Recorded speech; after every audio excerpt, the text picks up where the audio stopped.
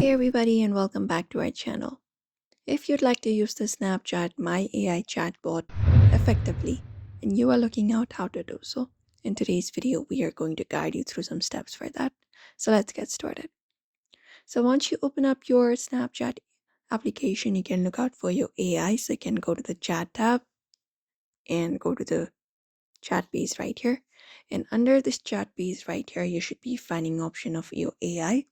Or if not this here, usually the AI option is typically pinned at the top of your chat feed. You can just go over and find the chat of your AI. Mine is this one right here. So you can also look out for that. And within there, what you can do is you can customize your AI persona. So for that, you can just go over and tap on this option for customize my personality. And when you do, it will provide in this section. You can just go over and write in bio, random bios, or whatever you prefer, and do so. And you can even give my AI a personalized name and a bio to guide its personality and responses. But for that, you need to have the subscription of your AI, of your Snapchat, and only you will be getting that. So for that, you can just go over to your friendship profile at the top, and within your profile, you can look out for your AI. If you find it here, and within your AI you can look out for it, or usually under chats you find it, so you just need to go ahead and customize it by tapping on the customize personality at the top. You can even create up AI's Bitmoji avatar, so you can tap on the profile, and once you tap on the profile you can tap on this customize option to customize it, and you can even add a bio to influence how the AI acts. And you can use AI for different recommendations and planning. You can start chatting with it.